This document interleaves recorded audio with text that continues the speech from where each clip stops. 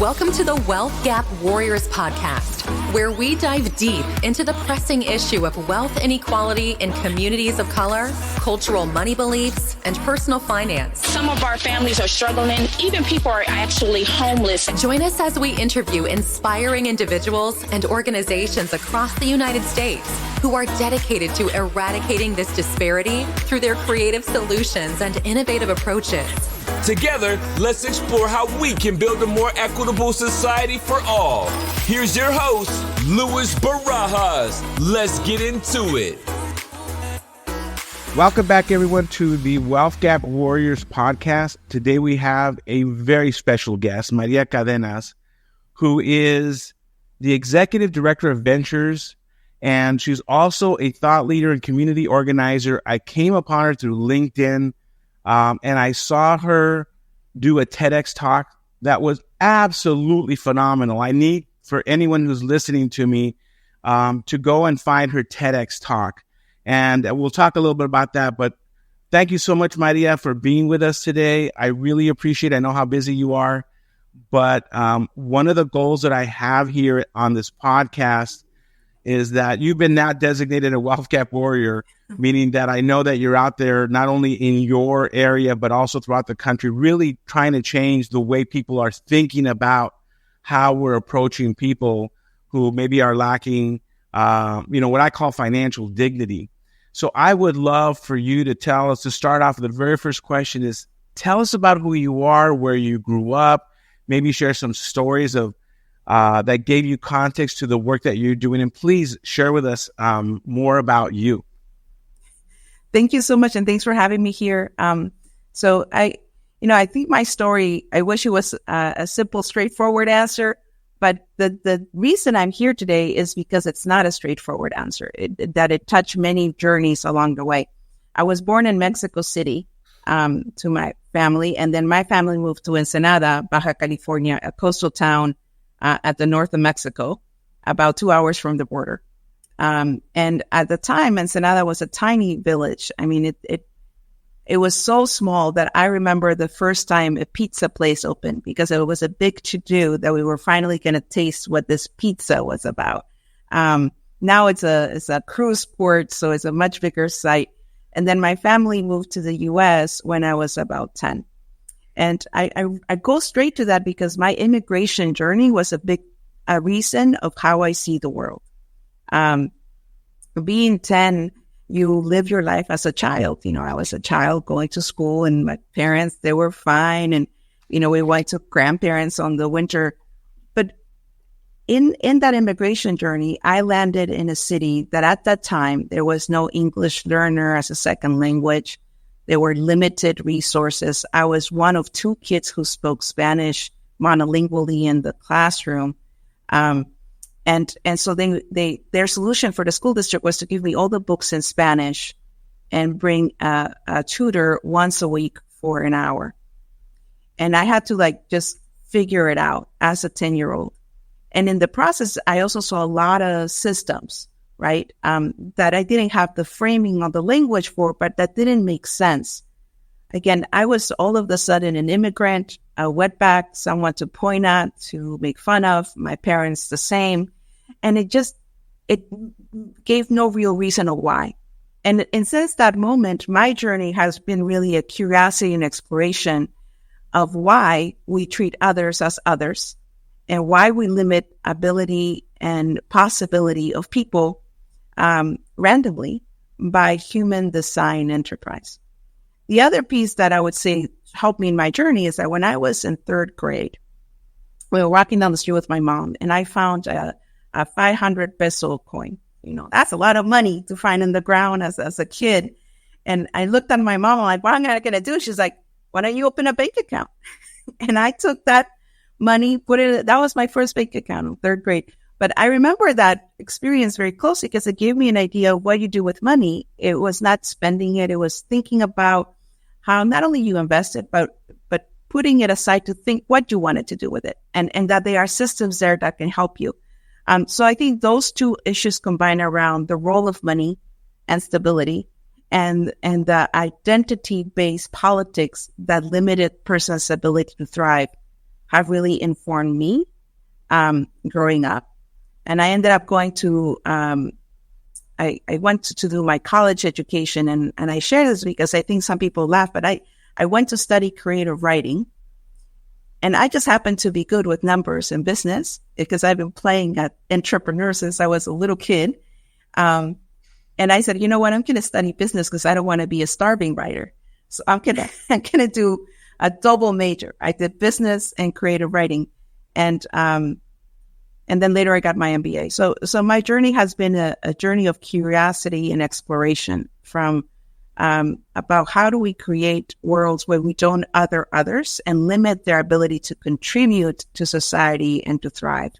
And at the same time, looking at the resources that we do have, and one of them being money and our financial mobility and stability, to make sure that we control how it functions and serves us as people, and not us dancing around how money controls our lives. Share with me a little bit about when you crossed the border. What did your parents do? What type of work did they do? Are you the eldest, the youngest of the siblings? Were you the first to go to college, or did you have other people around you that had gone to college? Because it's a huge step, right? The thing is that a lot of people that come, especially with a language barrier, and here you come, and you're very observant. Your mind is observing everything, and you're seeing the disparities of what's around you. But what inspired you to continue and maybe not continue the work that your parents were doing, as a lot of people do, and maybe break the mold and go to college?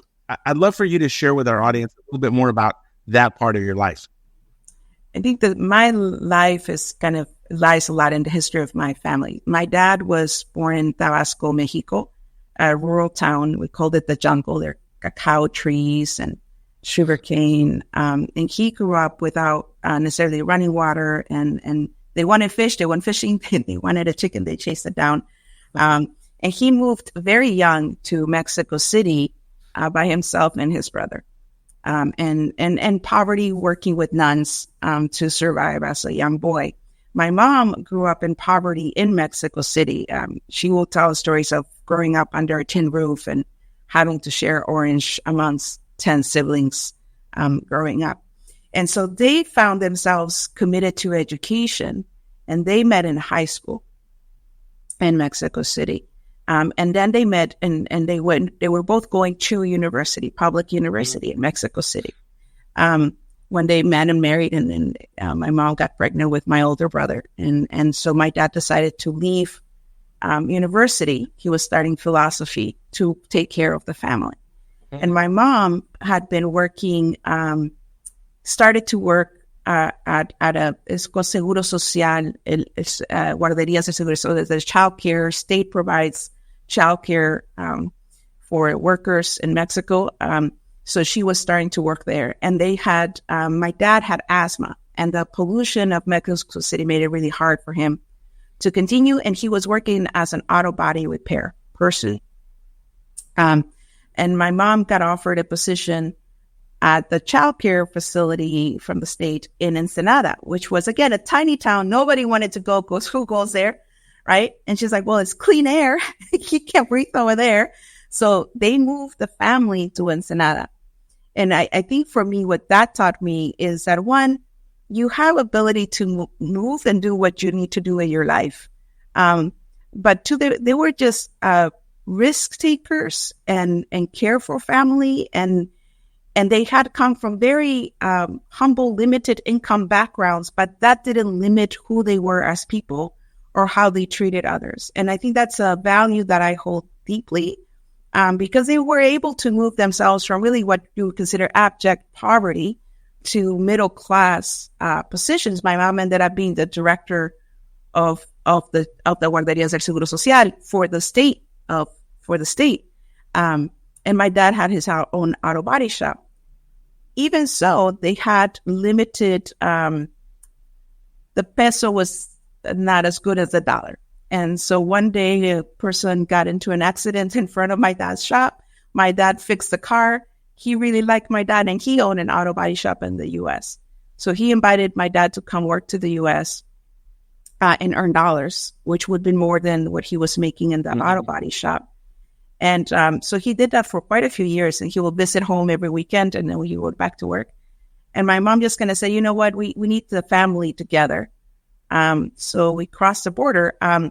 We didn't become legal residents until the Amnesty Act and all of that happened, and the paperwork went through.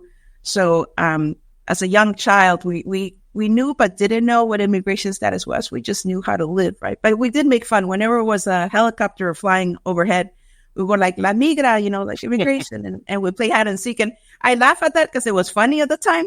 But at the same time, I think about that's a reflection of some trauma, right? That a lot of young immigrants carry, whether they're documented or undocumented, because there's this sense of being watched or limited or controlled by forces outside of their reach.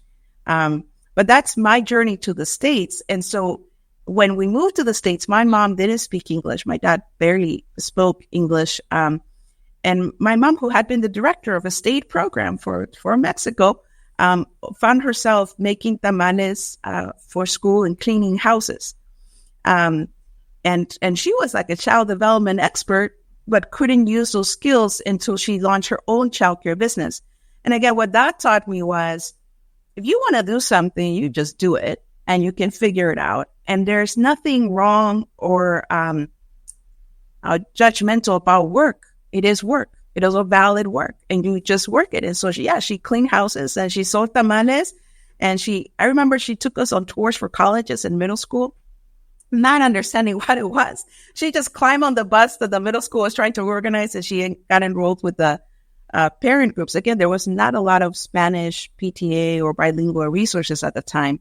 But the courage and the valentía that to just step up in uncomfortable spaces, right? In learning curiosity spaces, to hold your ground as a human being, and also to pursue what you can and make your own opportunities is something that I learned from my parents. And I think for me in my journey is that constant reminder that, one, I don't know everything. I have so much to learn.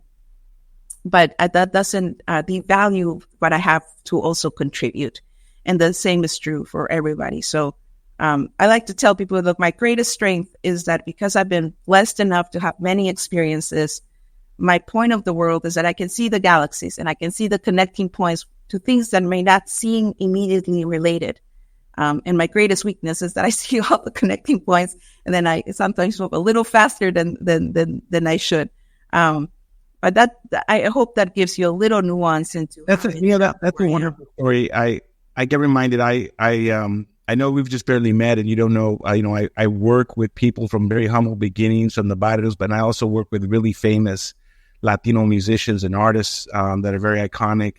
People. I have kids that are 18 years old that are making millions of dollars, and I've got people that have just crossed over the border. And what reminded me of your story of your parents is that what intelligent, highly intellectually intelligent parents you had, but who were willing to cross, to also maybe probably provide a better life for their children.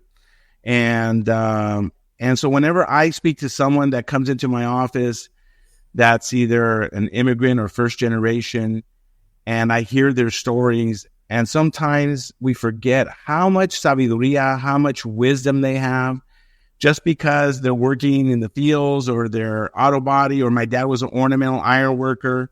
I get sometimes more wisdom in a meeting with them than I do sometimes with meeting with CEOs of big companies that are doing millions and millions of dollars. They just were in the right place, right time, did it. And we have to always remember that every soul is special.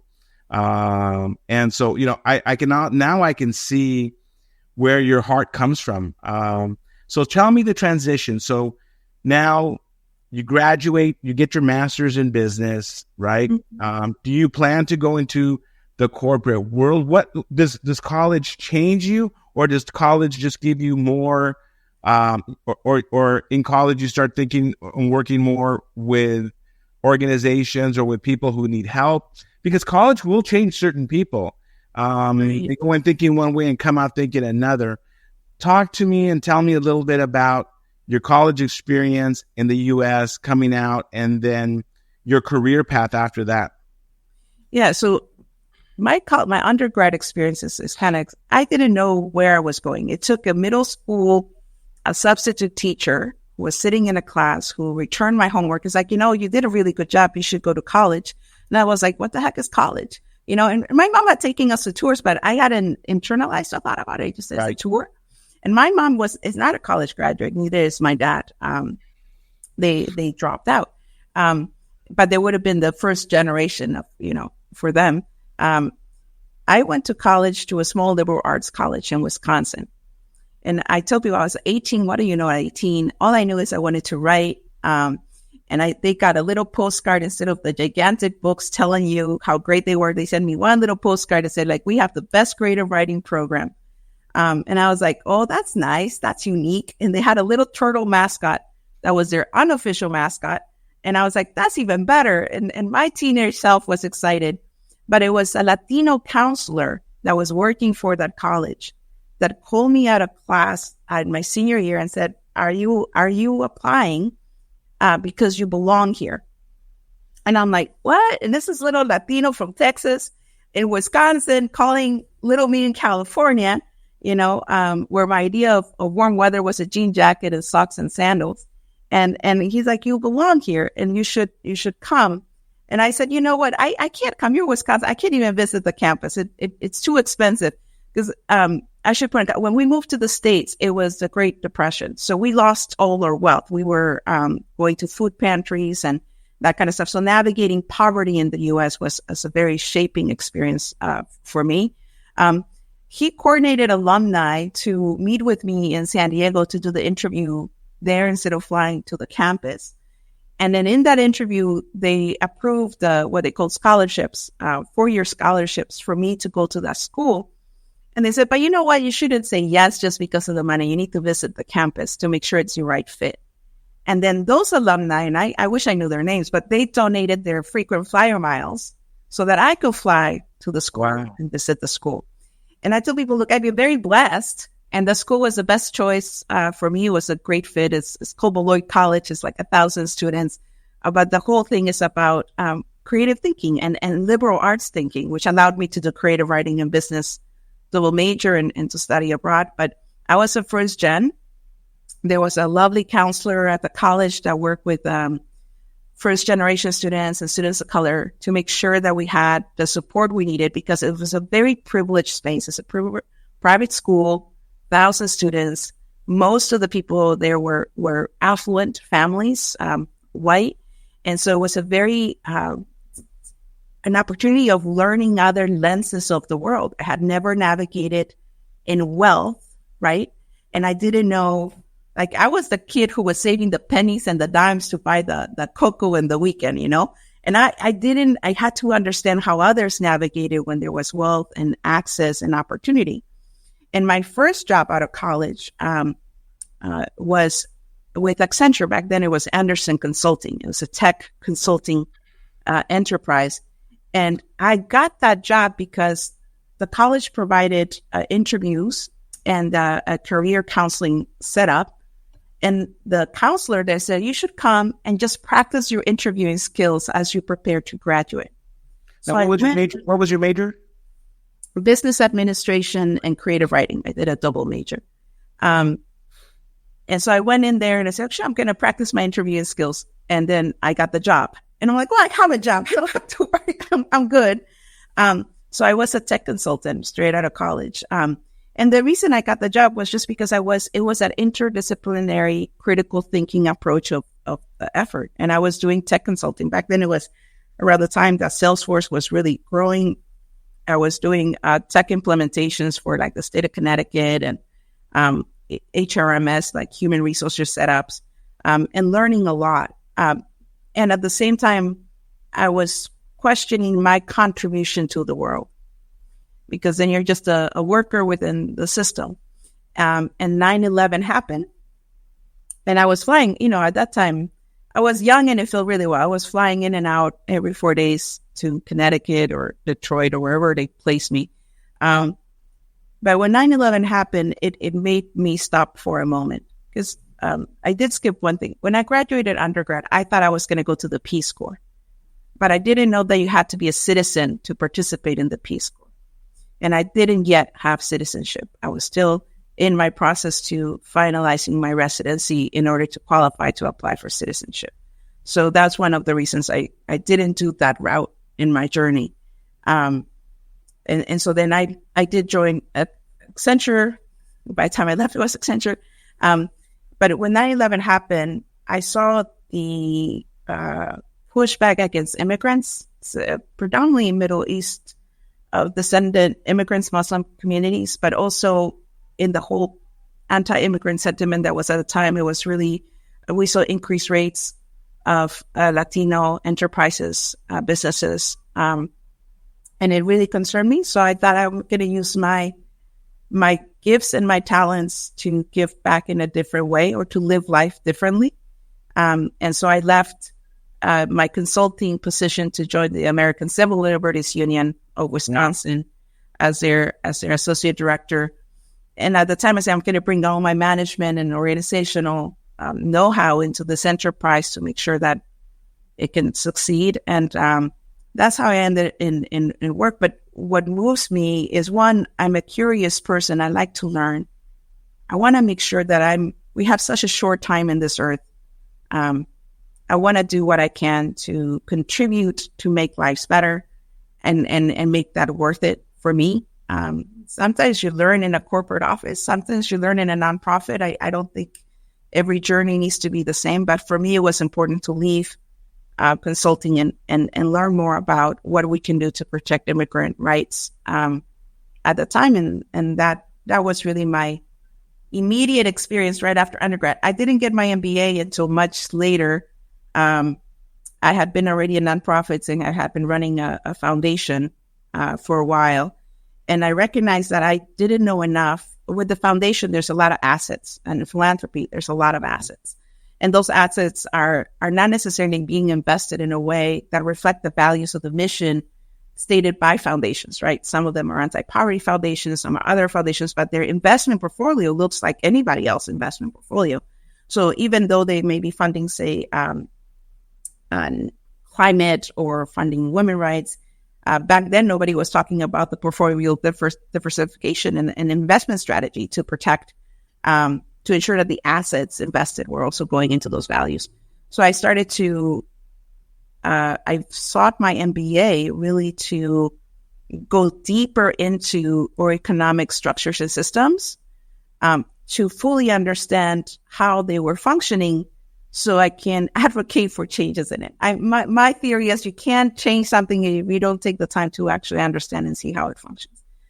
So I sought my MBA after having been in the foundation world for a while and wanting to recognizing that I needed to explore some things a little bit more.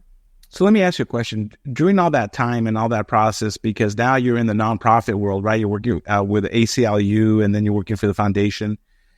Were there mentors or books or, were you reading a specific type of information or books that were guiding you or inspiring you to continue the work that, or maybe seeing the disparities, besides just what you were going through the MBA program or through the, creative writing at Wisconsin and the business program? Yeah, I think one, I like to read a lot or even listen to podcasts. I mean, it's just so much knowledge available to us that why wouldn't we?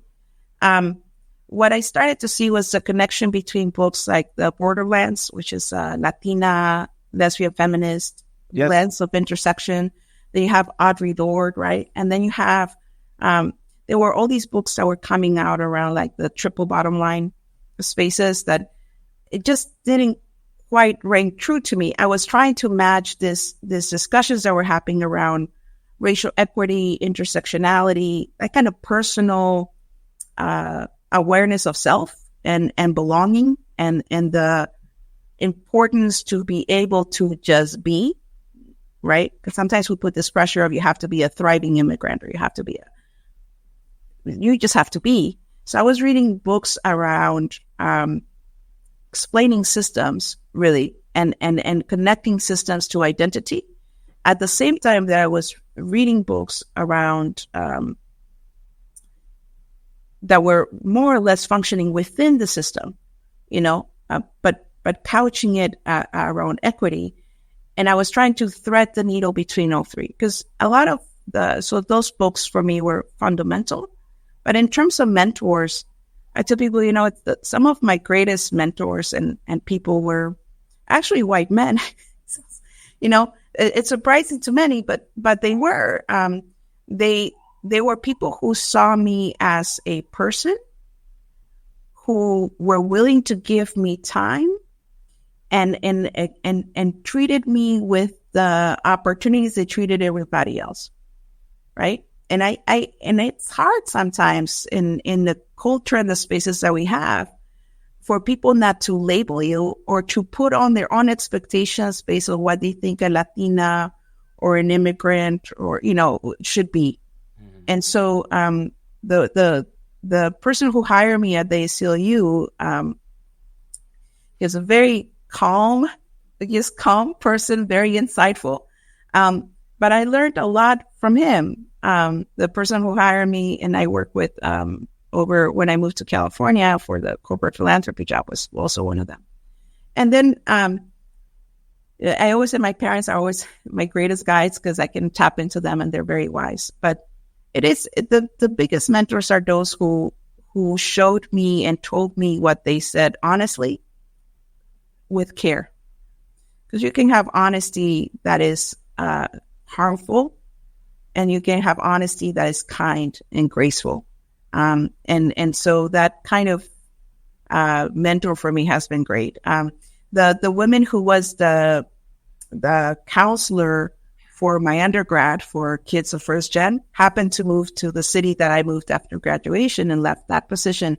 And she stayed in touch with me. I remember one day I got locked out and I called her and she came in, made sure I got in, So people like that who are there for you and continue to guide you are really important. I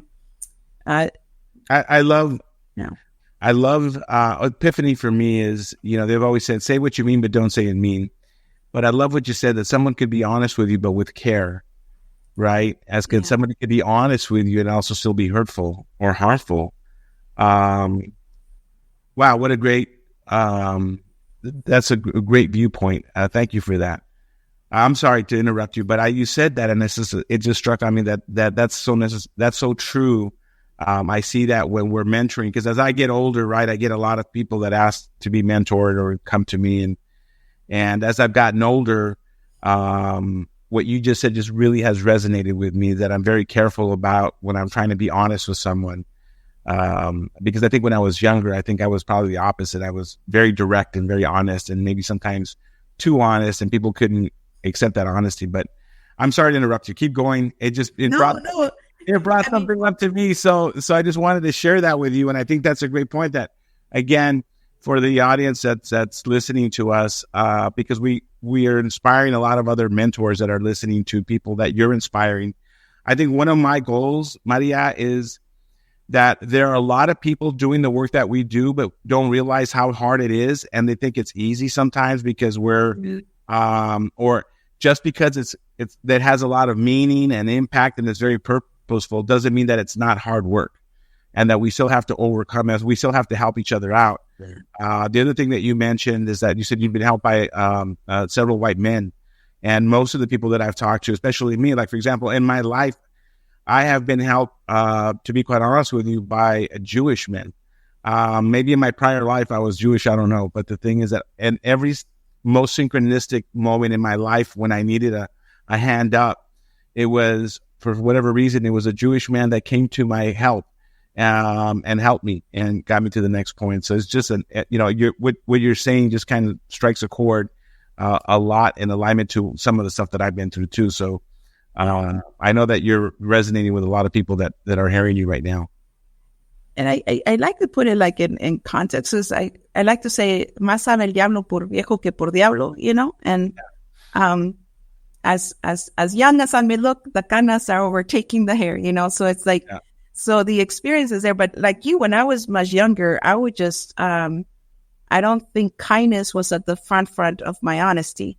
There was a sense of, we need to get this done, this urgency of caring to get it done. And I think for me, it's been over time that the reality that we're dealing with issues that have been centuries in the making. We're not going to undo it in a one grand cycle, in a 1 year portfolio analysis. It's going to be a matter of consistency and communication. And that's a long game. And we can't do it alone, and we can't do it without helping each other up. The one thing I would say is for me in consciousness is that when I think of that young self that was brash and honest, there was a lot of hurt that actually led to that energy. There was a lot of healing and unlearning that I'm still doing. But that was important to do in order to step into the space with that different energy and I still mess up. God knows I still mess up. But it is that space of when we're talking about change, when we're talking about, you may say, a social movement, it is not a social movement for the sake of creating change. For me, when we talk about wealth gaps and we talk about poverty, or we talk about our economic system, it is a movement for change to make sure everybody can thrive, that we're not leaving people behind for the comfort of others. And that's a hard conversation, because at the end of the day, when I talk to people, most people care for each other. They want their kids to have a good school, good food. Most people are not dreaming of the private jet in a private island at any cost, right? It doesn't matter the political party. It doesn't matter. It doesn't matter the background. Most people just want to care for the people they love and their communities. And so what happens between those feelings, right, and the systems that they're navigating that give us different results. So if we can engage in those honest conversations from the heart to heart and people to people, and recognize that these barriers or these wealth gaps are not necessarily created by individuals, but individuals in a system that other individuals created and that we keep propagating. But just like other individuals created it, we can undo it and create something that actually lives up to what most people want, which is healthy schools, good water, good food, So that drives me. And in the terms of mentorship, what I have also come to own is that they have been really generous individuals, and a lot of them are white men, but it also happens that they have the most ability to give, and time and money and social contacts and understanding of the system that benefits them, things that I wouldn't be aware of. As one of the greatest gifts of going to a private college is I saw systems that I didn't even know existed, doors that I didn't know even were there to be opened. Or working in tech consulting, which is predominantly a white male space. I still think it still is. It was definitely back then. It opened opportunities and senses. So for when those men mentored me and shared their knowledge with freely, without fear of competition or fear of like saving me, but just being my partner, that was really critical and important. And I think as a community, as Latinos, as immigrants, as women, coming into the space, not from fear, not from the sense that I need to grab what's mine, but in the sense of building each other up, and lifting each other up and leveraging each other up, that mutual prosperity is possible, and it includes healing. I think we do have to be honest about that and make peace with our relationship to money, understand our relationship to each other, and then we can build from there. Well, you talk about being in the system, right? I'm in wealth management, been in wealth management since I was 24, I think. I'm 62 now.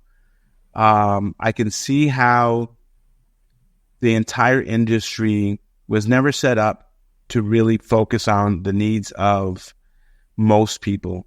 Right now I will share with you that if I have somebody who's coming in like a immigrant family or first generation family going to college, and we're doing financial planning for college, the average person in the industry would be talking about a product, a 529 plan, in which they can start saving for college, where, we don't take into account, nobody ever asks, does the family have any experience of going to college? Are the parents engaged in going to parent-teacher night? What are the grades of the student? What are the positive things? What are their unique abilities and talents? How's their self-esteem? What kind of experience do they have? And nobody asks these questions before they talk about opening up a 529 account and getting them to start putting money away. Because at the end of the day, the neighborhood that I grew up had over a 50% dropout rate. That didn't include the kids that dropped out of high school. I mean, before high school, that went into high school. Mm-hmm. And then only 3% would ever graduate if they went to community college. And so nobody talked about the skills, abilities, and habits that was needed, not to get into college, but to graduate, because that's where people made the most difference. Because when I would ask the mothers and they would tell me in Spanish, what is it that you want for your kid? And they go, I want him to go to college. And I say, no, tell me. And they would close their eyes and they would tell me in Spanish, and they would tell me, I want, and they say, nomás quiero que mi hija se defienda en este mundo, porque si yo me muero, le pueden quitar todo, pero no su escuela. And they said, I want my kid to defend herself, because with a college education, you can't take that away. And I said, so the goal is not to save enough money for your kid to go to college. The goal is for your kid to graduate from college and graduate with a degree in something that they're uniquely inspired to go out and be successful in. And so we would take step back, and sometimes we would see that these kids had, the best grade they had was probably a C. And so, or there was the family was very dysfunctional. And so, we would use some of that money instead of putting it into back then there were UGMA accounts, 529 plans were barely just starting out. We put the money in family counseling. We would use the money in sending the kids to Telacu in East LA to send them to a self-esteem workshop up in Big Bear.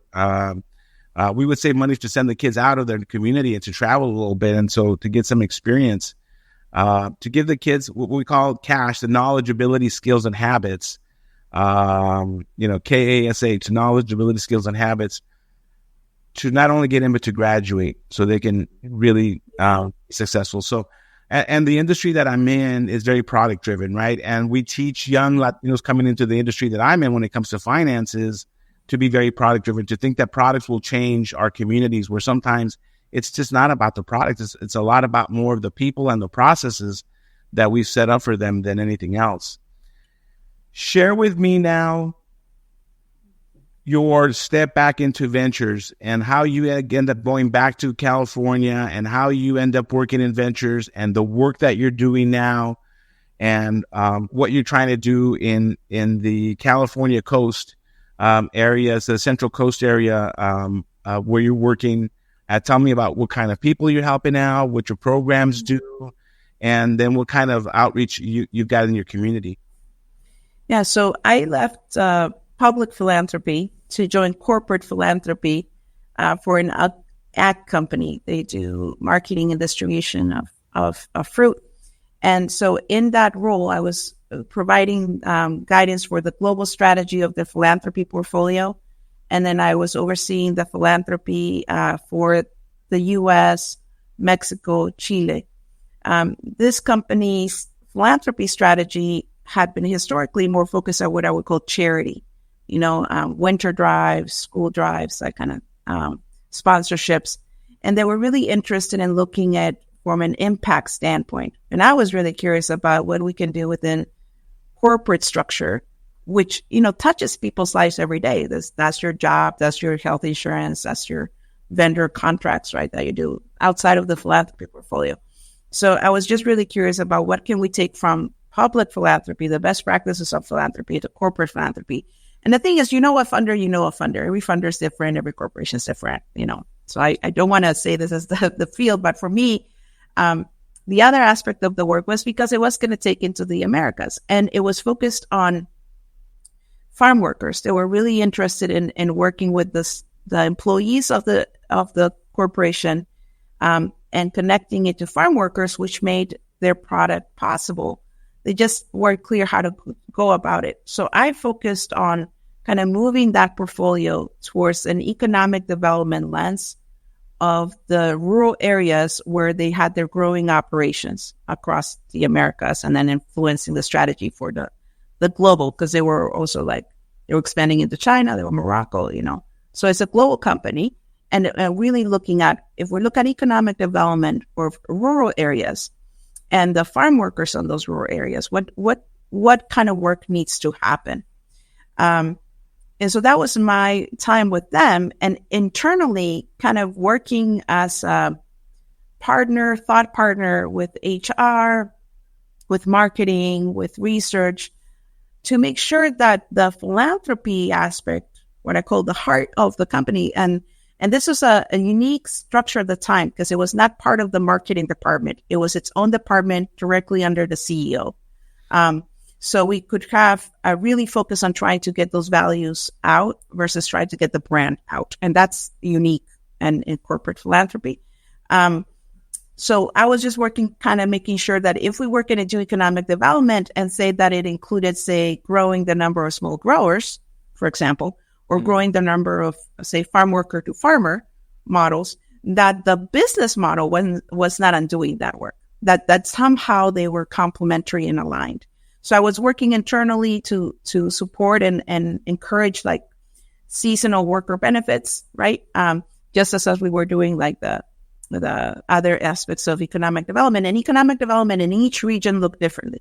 Some regions were ready for, say, business incubation or like, B2B kind of structure. Some needed academic and educational pipelines. Some were around health. People just needed not to have more access to health. So it was an interesting thing. What did come from that role for me was the issues that I was seeing in Chile, in Mexico, Morocco, were the same issues that I was seeing in Florida, in the Pacific Northwest, and in California Central Coast. What I saw was a intergenerational poverty in these rural communities that is continuous, even as we have multinational, rich, quite frankly, financially successful enterprises that are making the money out of these communities. And yet these communities are stuck in intergenerational poverty in a low wage structure that facilitates this wealth building. And that on top of that, you had limited educational mobility. So people were not graduating high school. And I'll give you an example of my region in the Santa Cruz County. You have the city of Santa Cruz, which is 82% college educated, white. And not even 20 miles south, I'm talking maybe not even that much, is Watsonville, the other second largest city of this county, with 82% less than high school graduation rates. Wow. And the income gap is $30,000. The cost of living is the same. The cost of living of this region is one of the highest in the country, if not the highest. It takes about $120,000 to barely make it, to just pay the bills. All right.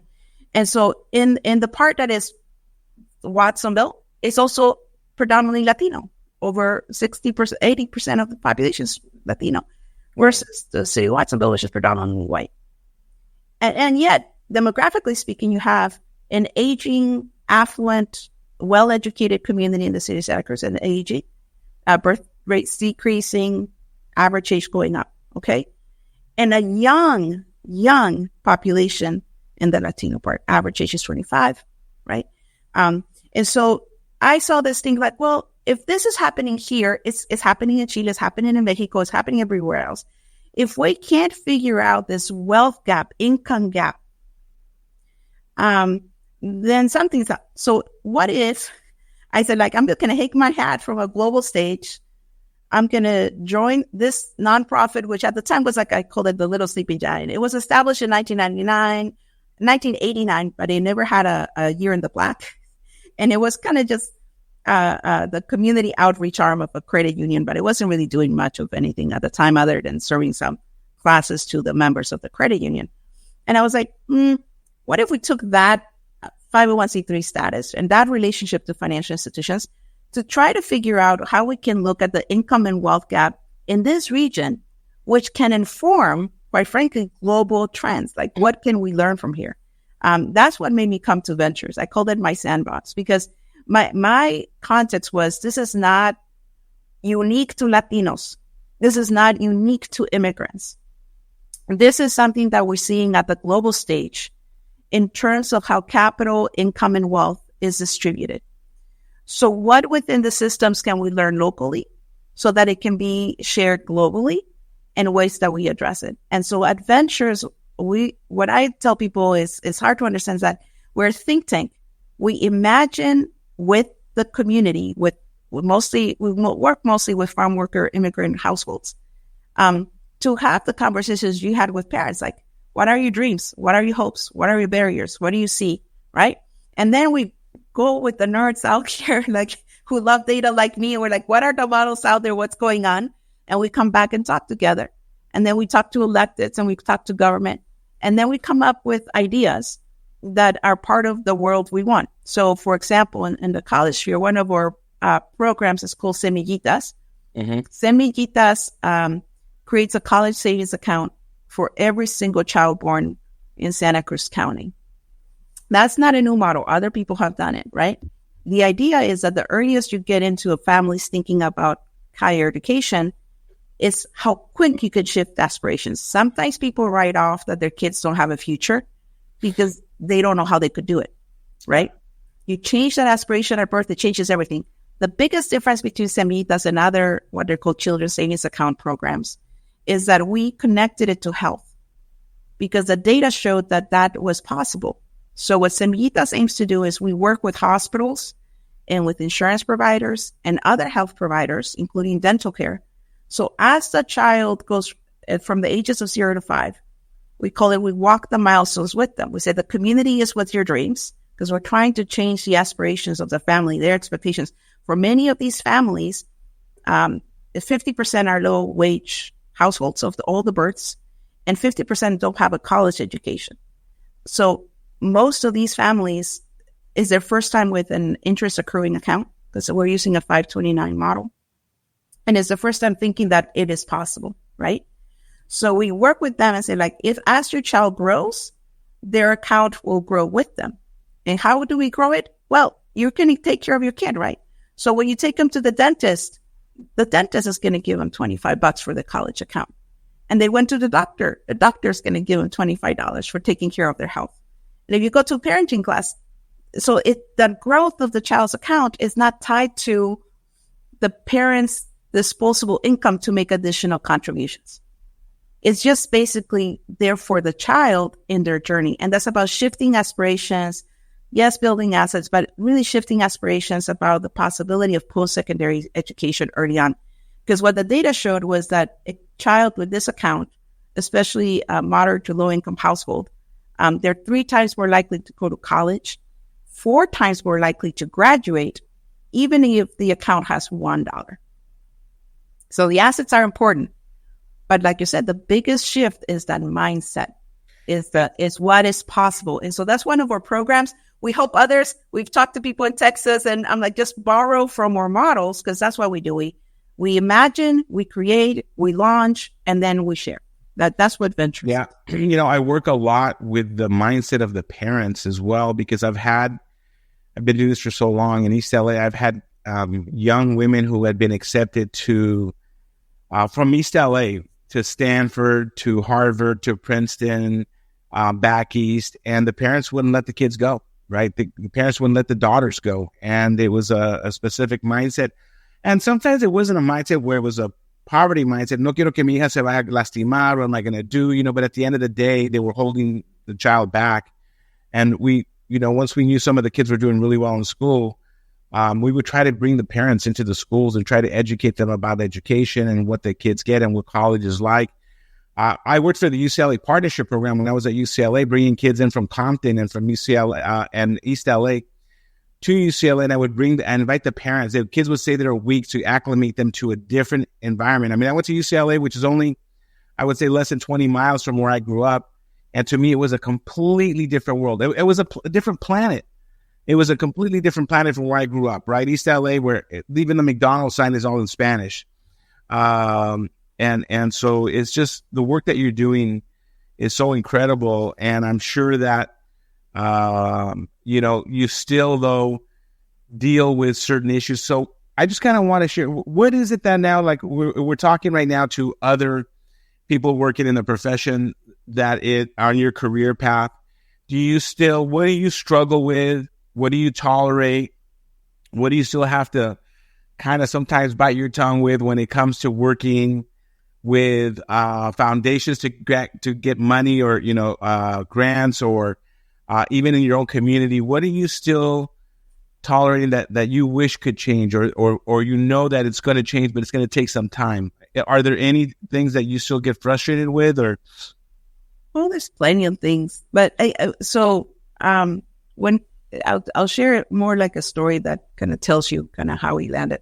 When COVID hit, we have a program called Familias con Más, and Familias con Más was workshops, but a lot of coaching, again, trying to make sure people had the knowledge to understand the system so they could change it. So that's Familias con Más. When COVID hit, we couldn't do that work and actually we were about to launch Semillitas. We launched Semillitas right as COVID hit. So it impacted the outreach to families and making sure families knew that the accounts existed. And basically the organization was like, what do? We can't, and we were not alone in this, right? Everybody was like, what do we do? And we talked about, do we close the doors? We don't want to fire people because that goes against our values. We have enough reserves. What can we do?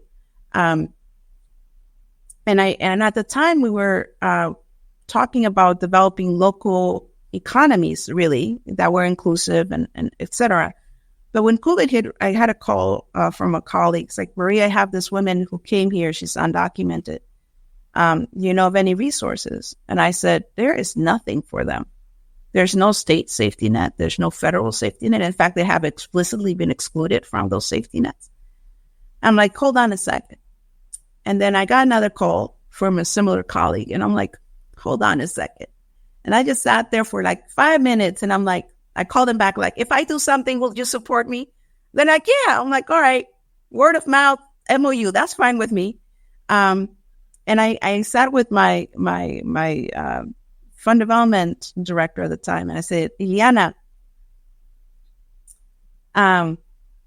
we're just going to do something. Like, we're just going to do it. She's like, okay. I'm like, we're just going to do it. We knew of an undocu fund that had happened for fire relief a few years back. And I called that or a person who amazing leader. And I say, hey, Marisela, how you do it? How did you do it? She's like, we just kind of did it. I'm like, all right, that's good enough for me. We're just going to do it too. And I thought, we're just going to do, but I didn't want to I'm like, we're going to have to figure out a way to help our undocumented families, right? That was my gut, because in California, and I'm sure it's true for other areas of the country, most of the immigrants in this country have been here for 20 years, 20, 15 years, documented or otherwise. And so this is their home. This is our neighbors.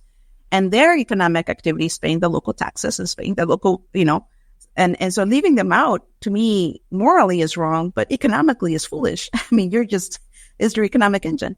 So I was just like, okay, we'll figure it out. And at that time, we're like, what are we going to call it? I said, you know what? We're going to call it as it is. We are doing an undocumented relief fund. And we're not going to put restrictions, and it's going to be cash, because we trust our people. They're not thieves. They're not trying to con the system. They're just trying to survive. And we're going to test out this whole guaranteed income thing with them. And we're just going to treat them as people, because that's who they are. And there are people in need, just like everybody else.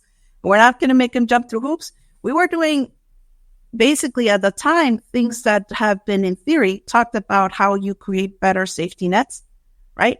But we have this system of judgment and almost like patronizing approach, as if poor people or people with limited income are somehow dumber or less able or less wise on how they use their money. They just have less money, period.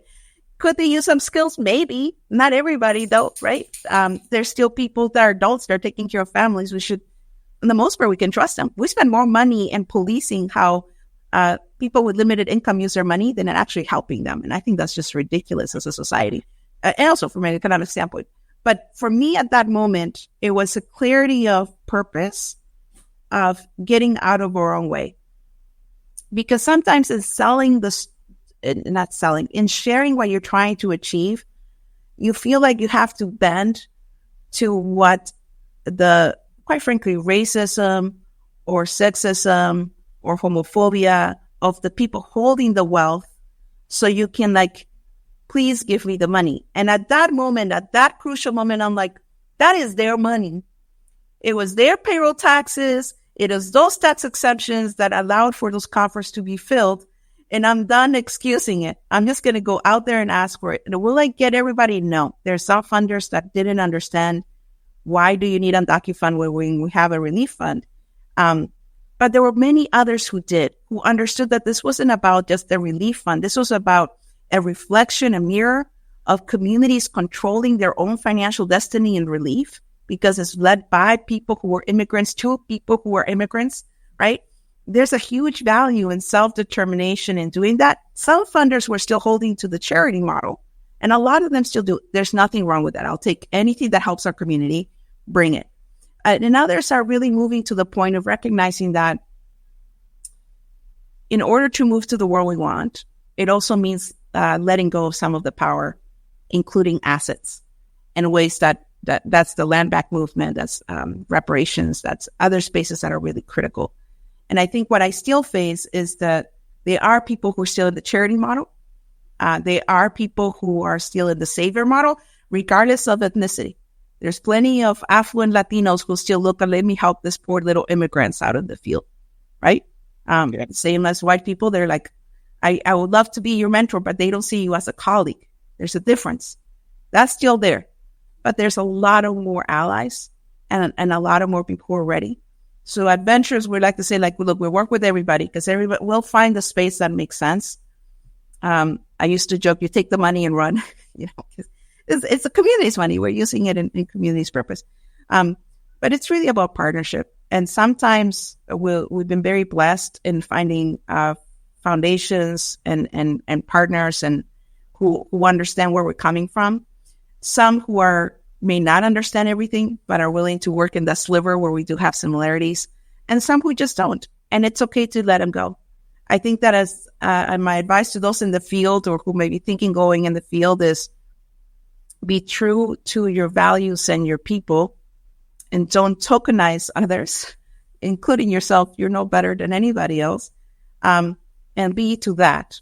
Don't dance around or put mask or pretend to be, because in the end, it actually reinforces everything that's forcing you to have that mask, to pass, to do what you need to do. I mean, you always have to be respectful and you be mindful, but not at the expense of your humanity, your dignity, and that of the communities. Fantastic. We're wrapping up now. We're heading towards the end of the hour, but I'd love for you to share just kind of what brings you the most amount of joy in the work that you do. What do you do? I could have, an entire day of meeting with a lot of wealthy people, whatever, but then I end up meeting the abuelita that I get to help, and I just feel the most inspired. What brings you the most amount of joy in the work that you do? Just people, the community in general. I mean, it could be an affluent donor who is willing to ask really simple questions or to be held to account. It could be just a conversation over coffee, or sometimes we have the families. People. I think the human experience is at heart joyful and at heart giving. And it is those conversations where you're not, when you're comfortable enough to be. That's what brings me the most joy.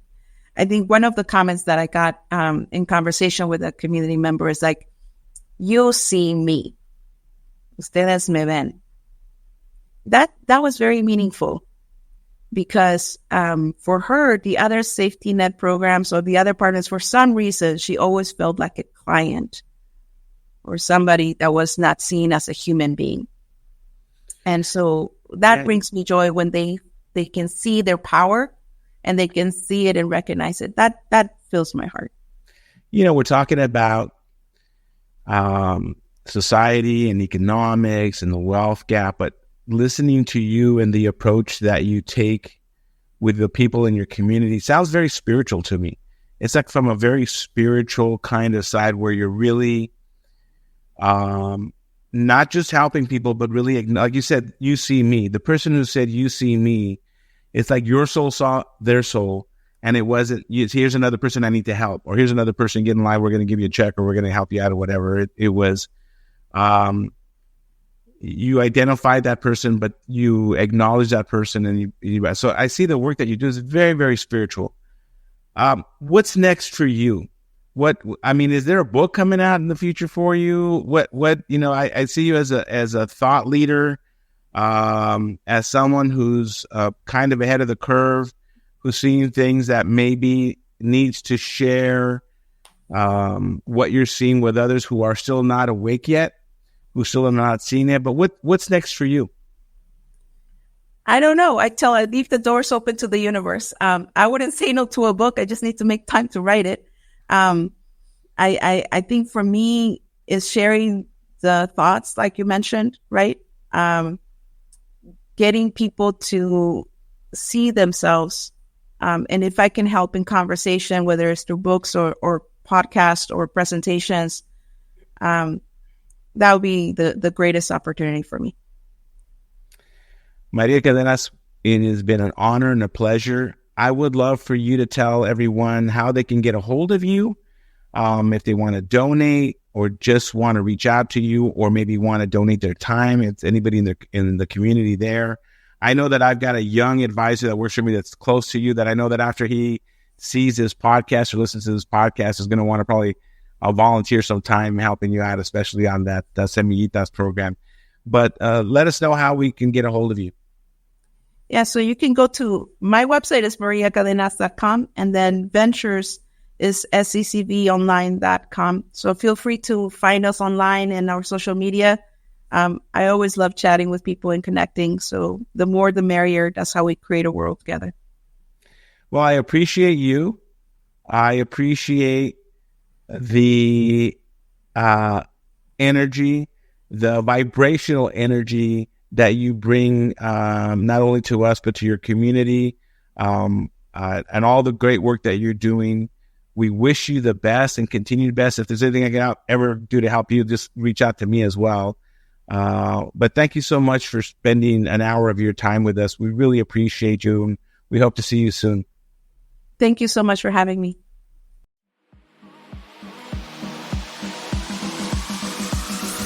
Thank you for listening to the Wealth Gap Warriors podcast. We hope you enjoyed today's episode. I love the show, guys. You're awesome. Join Lewis next time as we continue our Wealth Gap Warrior journey, creating a brighter future for all.